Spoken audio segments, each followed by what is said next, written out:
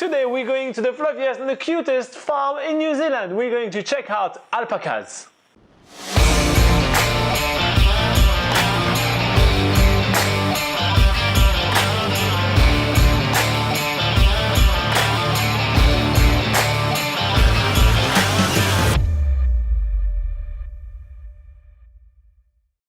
This morning before our tour, we take the time to help our host here in Akaroa. They are trying to round up about 30 cows for their farm. So far we only lost 3 cows out of 30. It's not too bad, it's not too bad. But with a little bit of teamwork and a lot of patience, we finally successfully round up all those cows and moved them from one paddock to the other. It was kind of a standoff because those cows really did not want to move. But we're leaving this farm for another farm because today our activity takes us to an alpaca farm. It's called Shamarra and it's in the Banks Peninsula. These alpacas are raised on a farm with postcard-worthy views overlooking the stunning Akaroa harbour. And today we are meeting our guides Frank and Anya, who have farmed this alpaca farm for over 10 years with about 130 alpacas here, and Anya knows the name of every single one of them.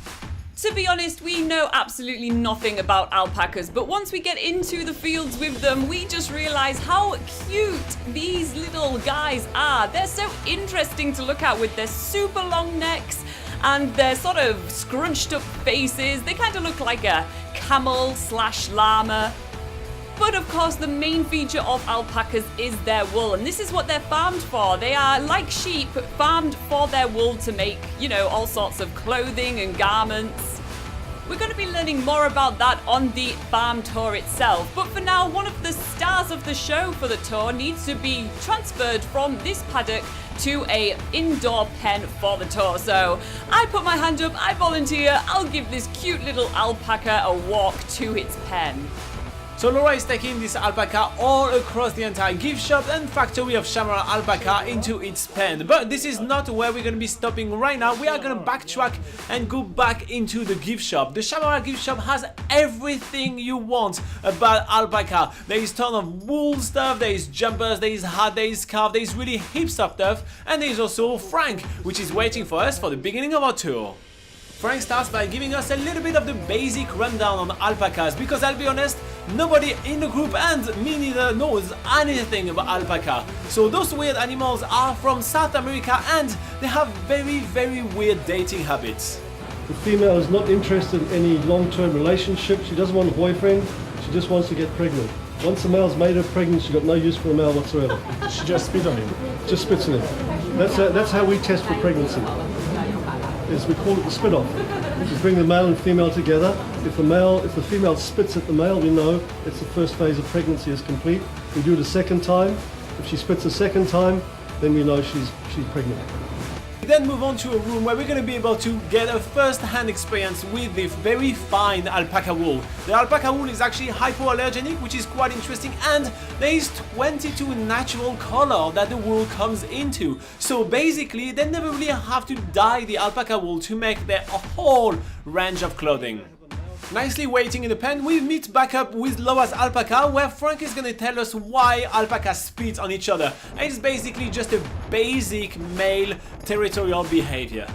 And speaking of male alpacas, we are making our way toward the male paddock where all the male alpaca are gathered together. They know that when the tour is here, food is going to be abundant, so they are gathering around the whole crowd. It's pretty awesome.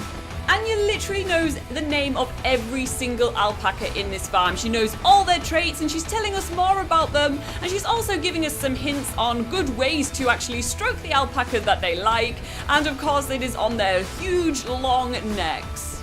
With amazing views in the background and these super cuddly animals, there's plenty of photo opportunities to be had. But we're now moving into the next paddock, which is the paddock full of female alpacas, and it's feeding time.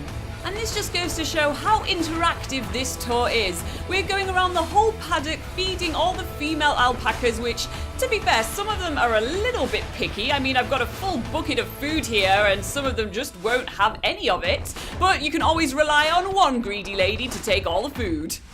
And after feeding all the ladies, we are then moving on to the last paddock of the tour. And brace yourself, guys.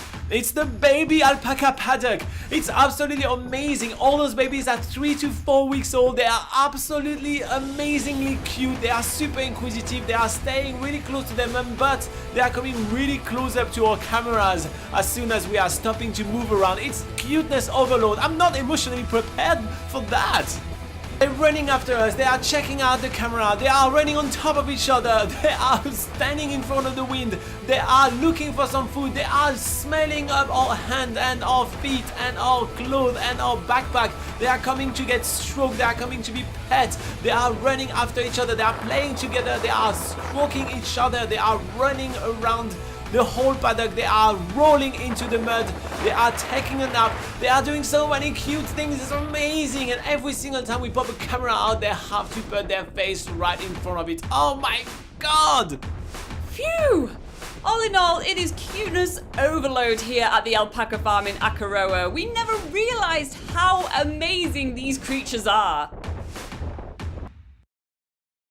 So after seeing the male alpaca paddock, we are heading towards the female alpaca paddock.